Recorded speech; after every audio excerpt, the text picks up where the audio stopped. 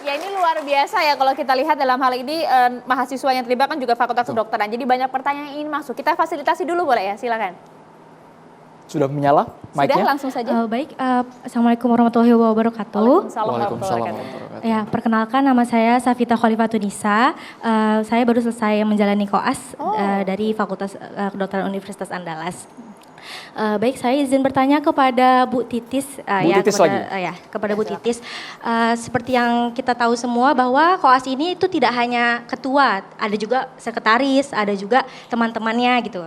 Nah, seperti yang tadi sudah dijelaskan oleh Ibu Ita, bagaimana interpersonal dari si lady-nya ini sendiri?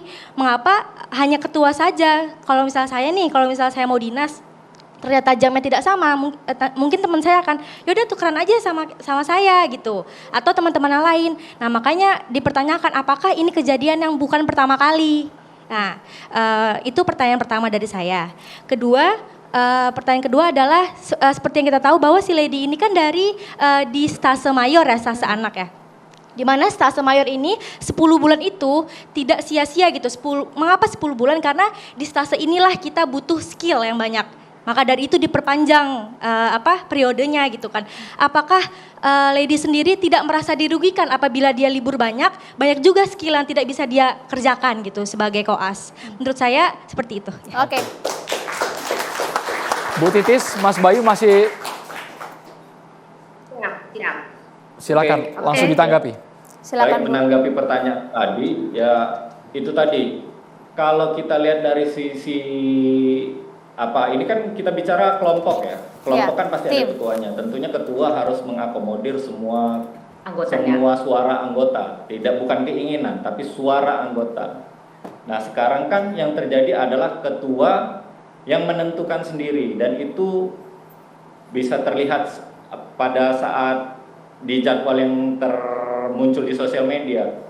Nah, sekarang ini permasalahan kalau kita bilang tadi ada intervensi orang tua yang pejabat dan lain sebagainya, itu tentunya yang adik-adik kedokteran ini kan paham juga bagaimana yang orang tuanya juga yang kalau bahasa Gen Z-nya itu pure blood lah, kira-kira seperti itu. Pure blood kan orang tuanya dokter atau siapanya dokter, dan lady ini kan berbeda. Lady ini tidak ada yang keluarganya yang dokter, kira-kira seperti itu kan. Jadi tekanan ini justru berada pada lady, apalagi apabila melihat di CCTV, yang 3 orang itu yang dihadapi oleh mamanya lady itu bukan orang-orang yang biasa, bukan orang yang biasa. Sama lah kita bilang ya punya andil juga, bahkan udah dibocorkan di sosial media kan bahwa orang tua Lutfi, dokter, konsulen, dan lain sebagainya. Tentunya pasti juga punya privilege yang sama, tapi tentunya ini kan kedokteran, tentunya pasti lebih berguna privilege-nya dibandingkan lady gitu. Nah, sekarang begini, kalau kita melihat sudut pandang seperti itu, bagaimana lady menghadapi itu ketika ketuanya sendiri tidak mau menyelesaikan masalah ini? Itu pertanyaannya. Harusnya sebagai ketua bertanggung jawab untuk menyelesaikan masalah ini.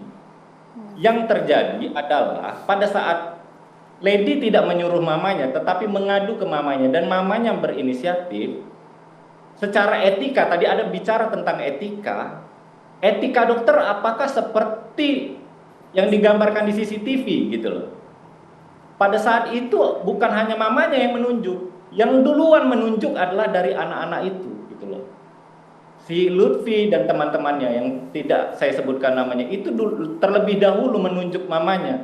Kalau ini potongannya sudah dipotong gitu loh. Jadi memang disinilah perannya fakultas untuk menengahi kalau menurut saya. Kebetulan kami juga dikabarkan mendapatkan undangan untuk besok pagi adanya undangan dari fakultas, dekan fakultas.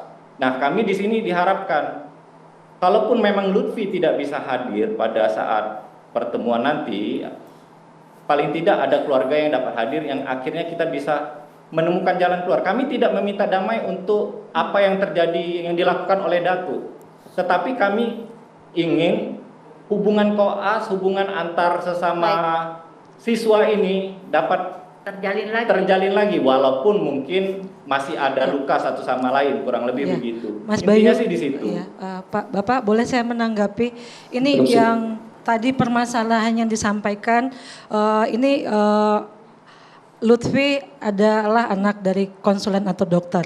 Mohon maaf Bapak, tidak semua anak yang dari dokter atau konsulen itu mendapat perlakuan baik. Bahkan kadang-kadang mereka bisa dirugikan.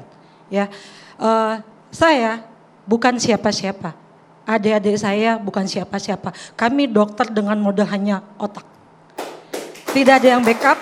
Tapi selagi kami menjalankan dengan hati, kami kuat mental, kuatkan fisik, dan cinta kepada profesi, cinta pada kerasa kemanusiaan. Keinginan saya menjadi dokter, itu yang membuat kami bisa. Mohon maaf satu lagi, ya saya mau bilang, anak ini padahal kalau memang kita ngomong-ngomong masalah dia anak siapa, bertiga-tiganya anak siapa, mereka sudah mau dipanggil, datang itu sudah menunjukkan kerendahan hati.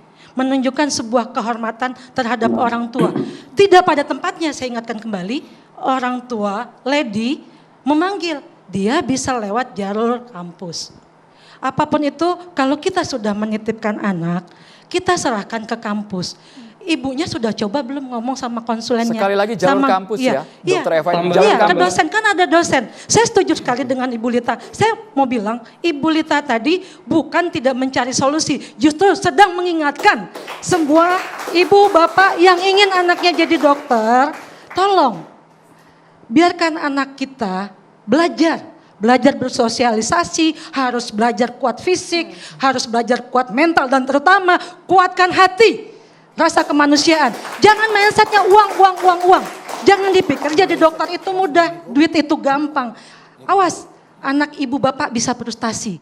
Karena makin ke depan, Kita boleh ke dokter Niko. menjadi kaya. Oke, kita boleh ke dokter Niko. Gitu. Niko, silahkan Niko. Baik, terima kasih atas kesempatannya. Sebenarnya saya pertama ini mau meluruskan dulu bahwa benar ya, kalau Lady ini sekarang lagi di rumah sakit jejaring berarti ya. Lagi di rumah sakit Siti Fatimah kalau nggak salah betul. Apanya? Oke, sekarang dia posisinya lagi di rumah sakit jejaring ya berarti koasnya. Ya betul, rumah Oke. sakit Siti Fatimah. Oke, berarti ini meluruskan saja soalnya tadi sempat saya bilang di awal, saya kira ini memang di rumah sakit yang umumnya gitu, ya rumah sakit utamanya. Karena ternyata beda dari angkatan saya sebelumnya, rumah sakit yang jejaringan ini belum ada di angkatan saya. Nah, cuman di sini mungkin sedikit memberi masukan saja. Saya juga setuju banget dari Dokter Eva tadi bilang bahwa saya pun juga dari keluarga yang bukan dokter. Bahkan di keluarga besar pun tidak ada dokter, saya satu-satunya dokter di keluarga. Dan saya pun juga memilih menjadi dokter ini karena keinginan saya sendiri dan cita-cita saya sendiri. Saya juga tidak ada sebelumnya pemberitahuan seperti apa kedokteran ini, seperti apa susahnya, tidak ada sama sekali. Tapi saya memberanikan karena emang ini rasa yang saya ingin sendiri, ingin menjadi seorang dokter. Dan nyatanya ketika saya dari preklinik sampai saya koas, itu banyak sekali kejadian-kejadian yang menurut saya tuh menjadi saya pressure. Tapi disinilah pendidikan. Pendidikan itu bukan hanya mencari ilmu, tapi pendewasaan juga dibentuk. Dalam hal pertama tadi komunikasi dalam hal antar teman saja itu komunikasi yang standar. Belum lagi nanti kita akan komunikasi jejaring yang lebih tinggi. Kita akan berkomunikasi dengan residen, kita akan berkomunikasi dengan konsulen, sehingga disitulah terbentuk komunikasi yang baik. Dari preklinik pun blok 1 di Unsri udah mengajarkan komunikasi yang baik loh. Nah itu pertanyaannya. Terus juga attitude itu menurut saya juga terbentuk dari lingkungan. Harusnya dengan lingkungan yang baik, dengan apabila ada terbentuk kayak lingkungan harmonis, itu semua bisa terjalin dengan baik-baik saja. Yang jadi permasalahan ini adalah lagi-lagi saya setuju dengan Dokter Eva bahwa harusnya ini tidak boleh ada hal orang luar yang masuk ke dalam hal ini gitu loh. Setuju sekali. Jaga. Benar sekali. Silakan, Harusnya di Dr. antara Nazar. kelompok tuh udah bisa diselesaikan. Singkat boleh, Dokter Nazar. Silakan dok.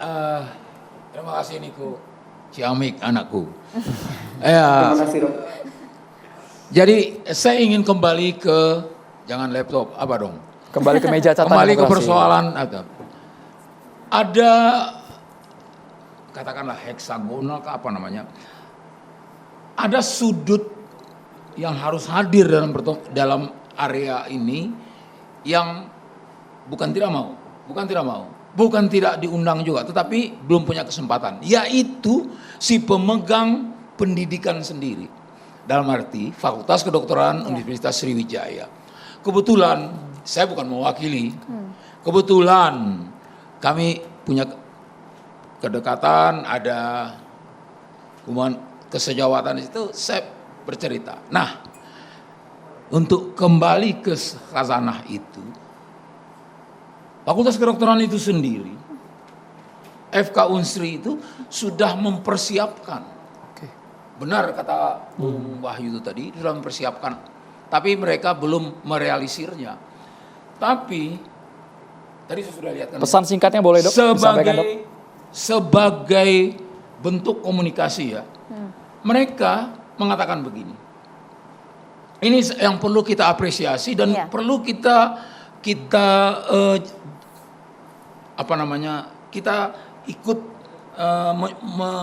mensupport tindakannya. Mereka bilang apa? Kedua anak ini adalah anak kami. Lutfi dan Lady ini anak kami. Kalau satu bandel, yang satu nakal, persoalannya adalah pembinaan, terutama di sini disebutkan nih, pembinaan etika akademik akan kami lakukan proporsional. Baik, kita bergantian. Jadi sebentar. Jadi 20 second lagi dok ya. Bung, Anda yang lawyernya Miss, Anda yang juga kalau perempuan lawyer apa ya? Lawyeri gitu ya, enggak. Ini saya bercanda aja.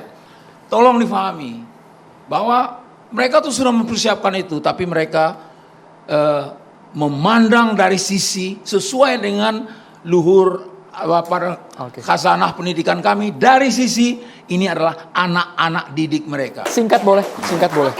Jadi saya di sini mau menggarisbawahi bahwa anak manja, ya, anak yang terlahir dari pola asuh yang permisif, itu memang banyak sekali faktor, yaitu dia akan mempengaruhi akademiknya nanti, ya kan? Kedua, kesehatan mentalnya pun dia terganggu, mungkin kepribadiannya, mungkin bagaimana bersosialisasi yang tadi saya bilang, harga diri dia. Sekarang dia punya harga diri nggak untuk menaikkan bahwa dia mempunyai sesuatu yang bisa dibanggakan kepada orang tuanya. Ini edukasi kan, bukan menuju kepada siapapun. Betul, ya? betul. Ini edukasi bahwa salah satu dari efek orang tua yang permisif.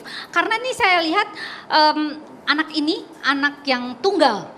Anak tunggal, dan memang saya nggak tahu nih apakah benar dia pernah dimusuhi satu angkatan.